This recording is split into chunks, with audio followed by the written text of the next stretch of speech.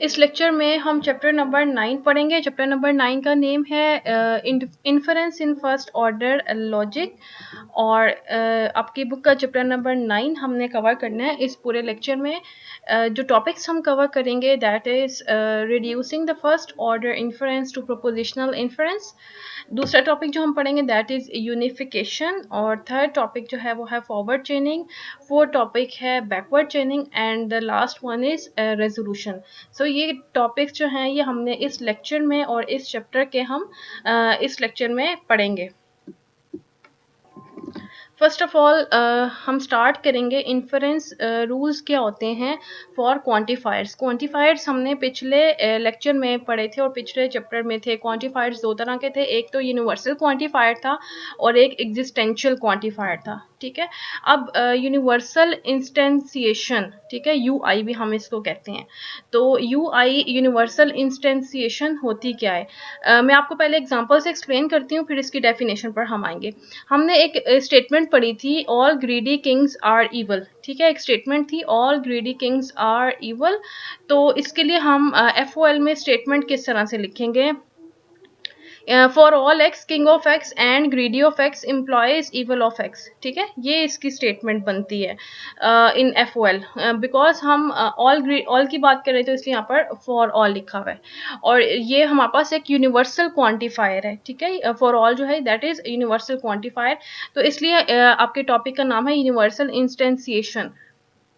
आप इसके अंदर ना एक्स की डिफरेंट वैल्यूज पुट करेंगे तो आपके पास एक नई स्टेटमेंट जनरेट करता जाएगा।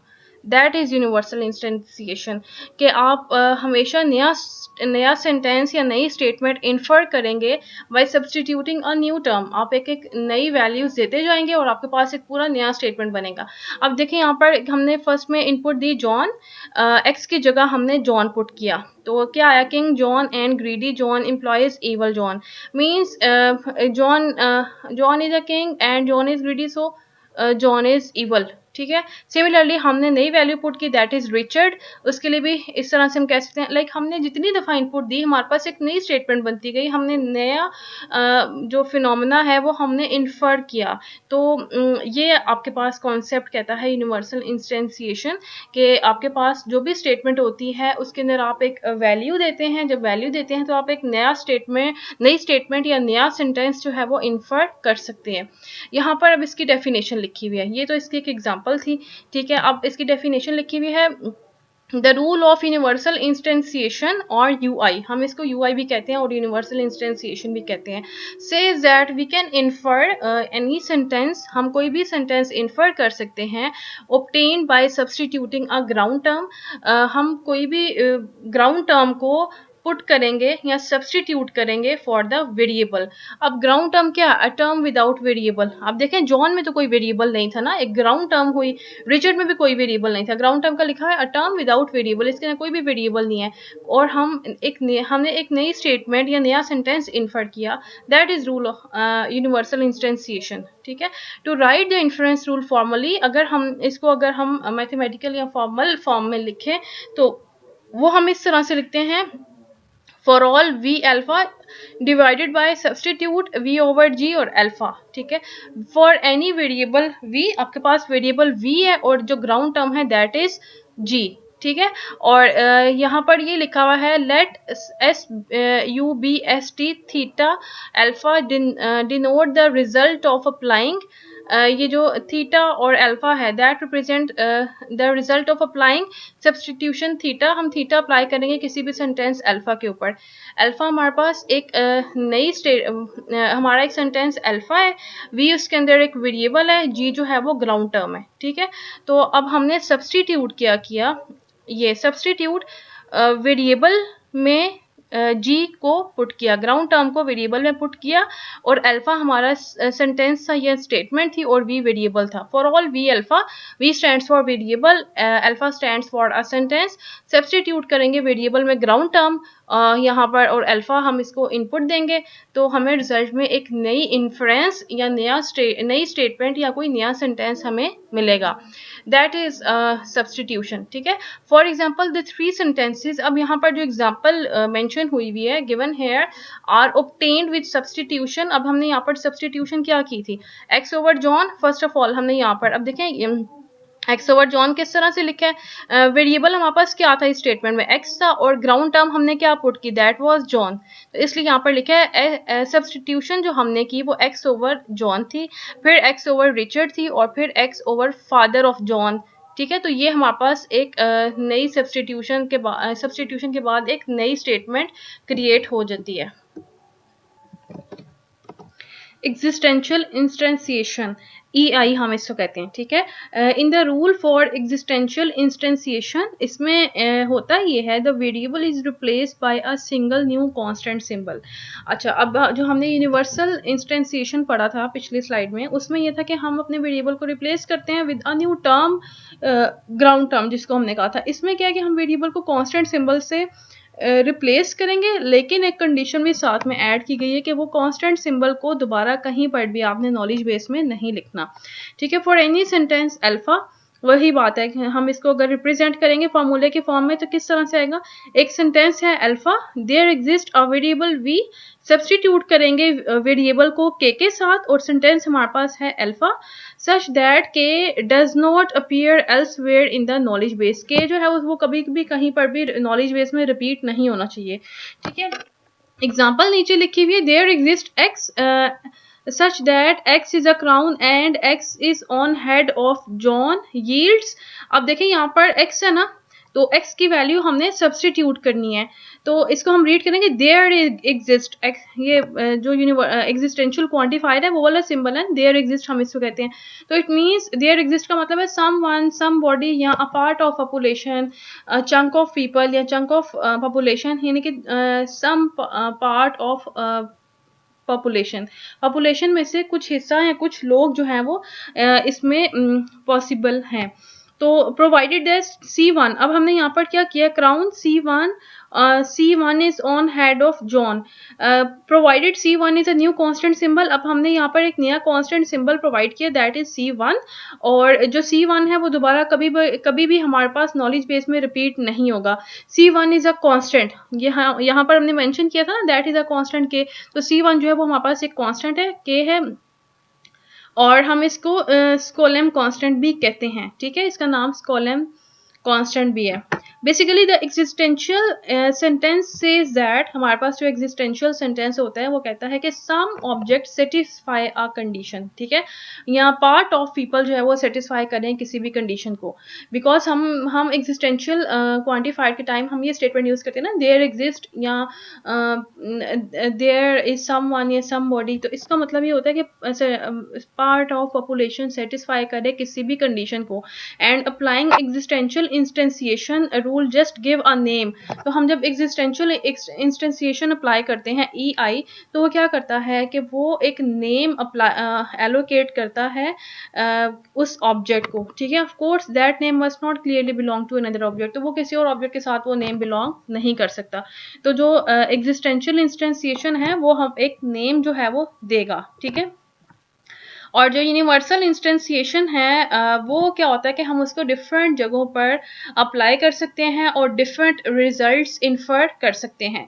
ये इन दोनों का डिफरेंस भी एक किस्म से मेंशन है कि जो एग्जिस्टेंशियल इंस्टेंसिएशन है वो किस तरह से डिफर करता है यूनिवर्सल इंस्टेंसिएशन के साथ। तो जो यूनिवर्सल इंस्टेंसिएशन है वो आप कहीं पर भी अप्लाई कर सकते हैं, डिफरेंट कॉन्सिक्वेंसेस और हमें रिजल्ट में मिलेंगे, मीन्स कि हम डिफरेंट रिजल्ट्स को रिवील कर सकते हैं, डिफरेंट इन्फरेंस कर सकते हैं, नए सेंटेंसेस मिलेंगे।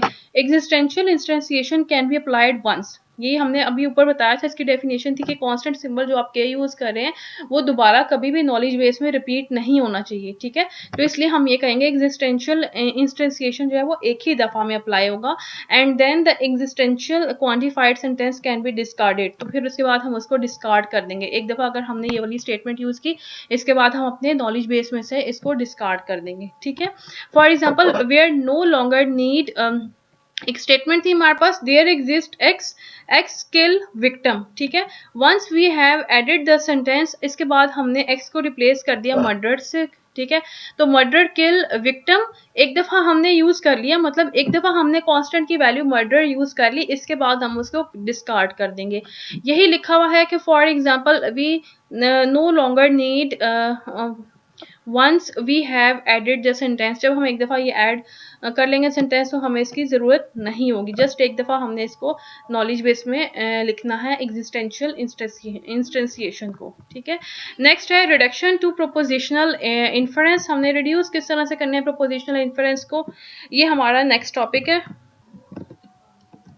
प्रोपोजिशनलाइजेशन, सपोज द के बी कंटेन द फॉलोइंग, हमारे जो के बी है उसमें ये वाली स्टेटमेंट है। स्टेटमेंट कौन सी है? For all x king of x and greedy of x evil of x, और किंग जॉन है, ग्रीडी जॉन है, और Richard is brother of John. हमारे पास के बी में ये स्टेटमेंट्स हैं, ठीक है। Instantiating the universal sentence in all possible ways, अब हमने यूनिवर्सल सेंटेंस वो वाला सेंटेंस होगा जिसके अंदर यूनिवर्सल क्वांटिफाइड यूज हो रहा है, ये है फर्स्ट वाला सेंटेंस, ये वाला for all x king of x and greedy of x, ठीक है। इसको हम इनिशियलाइज करवाएंगे किस तरह से, सारे के सारे पॉसिबल वेज के साथ हम इनिशियलाइज करवा सकते हैं सच दैट हमने दो वैल्यूज पुट की हैं, एक हमने जॉन वाली पुट किया और एक हमने रिचर्ड वाली पुट की है, इसलिए इस केस में यहाँ पर लिखा हुआ है x/जॉन और x/रिचर्ड। तो जब जॉन पुट किया तो स्टेटमेंट ये वाली बनी, जब रिचर्ड पुट किया तो स्टेटमेंट ये वाली बनी, ठीक है। फिर किंग जॉन है, ग्रीडी जॉन है and Richard is brother of John, तो हमारे पास इस तरह की फॉर्म बन जाएगी जब हम इनिशियलाइज करवाएंगे अपनी स्टेटमेंट को। के बी में जो यूनिवर्सल सेंटेंस है उसको उसके अंदर हमने पुट किया है। And we discard the universally quantified sentence, तो हम जब इसको इनिशियलाइज करेंगे, लाइक ये जो यहाँ पर लिखा हुआ है इसको हम इनिशियलाइज करेंगे, इसके बाद हम यूनिवर्सल क्वांटिफाइड सेंटेंस ये वाला जो फॉर ऑल वाला सेंटेंस है या फॉर ऑल वाली स्टेटमेंट है इसको हम डिस्कार्ड कर देंगे। अब देखें इस वाली यहाँ पर जब हमने वैल्यू पुट की तो इसमें हमने यूनिवर्सल क्वांटिफायर वाली स्टेटमेंट नहीं लिखी, उसको हमने डिस्कार्ड कर दिया। अब जो नई के बी हमें मिला that is propositionalized. Proposition symbols are, जब हम वैल्यू पुट करते हैं इसके बाद जो हमें नई के बी मिलती है that is known to be propositionalized. Proposition symbol कौन कौन से हैं इसके अंदर? King John, greedy John, evil John and king Richard, इस तरह के जितने भी सिंबल्स बनेंगे वो सारे के सारे प्रोपोजिशनल सिंबल बनेंगे। देयर इज अ प्रॉब्लम, अब इसके अंदर प्रॉब्लम क्या है? ये जो हमने प्रोपोजिशनल सिंबल बनाए हैं इसके प्रॉब्लम्स क्या आएंगे? इसके प्रॉब्लम ये है कि अगर हमारे पास नॉलेज बेस में कोई फंक्शन सिंबल बना हुआ हो, जैसे parent of, brother of, sister of and mother of, इस तरह के जो भी फंक्शन सिंबल्स आएंगे उसके अंदर जब हम सब्सटीट्यूशन करते हैं तो वो इनफाइनाइट हो जाती है। लिखा हुआ है there is a problem when their knowledge base include a function symbol, अगर हम उसके अंदर एक फंक्शन सिंबल ऐड करेंगे तो हमारे पास बहुत सारी इनफाइनाइट ग्राउंड टर्म क्रिएट होती जाएंगी। The set of possible ground term substitution is infinite, तो फिर जो पॉसिबल सब्सटीट्यूशन है that is seems to be infinite. For example if the knowledge base mention father symbol then infinitely many nested terms such as father, father and father can be constructed, इस तरह की काफ़ी सारी terms create होती जाएंगी। तो propositional algorithm will have difficulty will with an infinitely large set of sentences, तो फिर इतने ज़्यादा सेंटेंसेस बनते जाएंगे तो उस टाइम पर प्रॉब्लम आएगी, ये इसकी प्रॉब्लम है। और प्रॉब्लम यहाँ पर बुलेट्स में भी लिखी हुई है, ये तो इसके सारे डिस्क्रिप्शन थी ना कि प्रोपोजिशनलाइजेशन में जब हमने सब्सटीट्यूशन की तो उसके रिजल्ट में जो प्रॉब्लम आई वो ये थी कि हमारे पास काफ़ी सारी ग्राउंड टर्म्स आ जाती हैं इन केस हमारा कोई फंक्शन सिंबल को हम यूज़ करें। यहाँ पर अभी देखें कोई फंक्शन सिंबल नहीं था, function symbol that is sort of brother या फादर, दैट इज या स्क्वायर रूट जो हमने फंक्शन सिंबल पहले से पढ़े थे, अगर वो आ जाएंगे तो उस टाइम पर जो है काफ़ी सारी इनफाइनाइटली ग्राउंड टर्म बन जाएगी। जब हम उनको पुट करेंगे तो infinite large set of sentences के साथ प्रोपोजिशनल एल्गोरिदम वर्क नहीं करता, तो इसलिए ये इसका इशू था। इस इशू को हमने सॉल्व किया था बिकॉज हमारे टॉपिक का नाम था, अगर आप टॉपिक देखें, रिडक्शन टू प्रोपोजिशनल इन्फ्रेंस, तो हमने रिड्यूस करना है। तो 1930 में हर्ब्रैंड ने क्या कहा था? उसने कहा था कि अगर हमारे पास एक फर्स्ट ऑर्डर लॉजिक की केबी बनी हुई है और अल्फा एक सेंटेंस है जो इंटेल हो रहा है बाय फर्स्ट ऑर्डर लॉजिक की केबी के साथ, तो इसका मतलब ये है कि वो जो अल्फा है वो प्रोपोजिशनलाइज केबी का जो सबसेट बनेगा उससे भी इंटेल होगा। तो इस केस में इस चीज़ को हमने कुछ हद तक सॉल्व किया था। If a sentence alpha is entailed by F O L K B, अगर हमारा एक सेंटेंस अल्फा है that is entailed by F O L K B, it is entailed, तो वो इंटेल होगा by finite subset of propositional K B. तो propositionalize के B का जो एक सबसेट बनेगा उससे भी इंटेल होगा। जैसे अब यहाँ पर ये स्टेटमेंट थी तो इसका हम एक सबसेट क्रिएट करेंगे।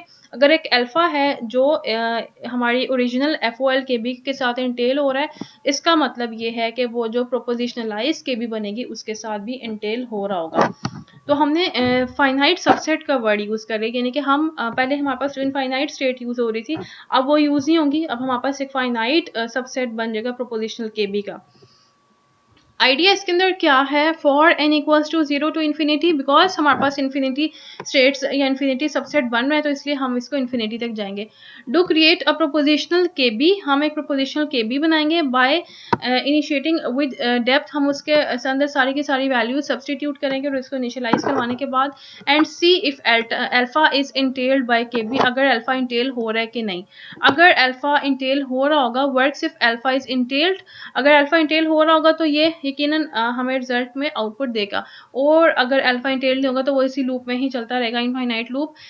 तो इसका मतलब है कि अल्फा इंटेल नहीं हो रहा। ठीक है, तो ये था इसका सलूशन। ये जो हमें प्रॉब्लम आई थी प्रोपोजिशनलाइजेशन की, उसको हमने थ्योरम एक प्रपोज किया था हर्बर्ट ने 1930 में। उसने कहा था कि अगर आप सबसे पहले आप अल्फा एक सेंटेंस को चेक करें कि वो ओरिजिनल के बी में एंटेल कर रहे हैं कि नहीं। अगर वो कर रहा होगा तो इसका मतलब ये कि वो प्रोपोजिशनलाइज के बी का हम एक सबसेट क्रिएट करेंगे, उसमें भी एंटेल कर रहा है, इट मीन्स हम इसको टर्मिनेट कर सकते हैं। ठीक है, थ्योरम 1936 में भी एक और प्रपोज किया था चर्च ने। ठीक है, सिंस एनी सबसेट,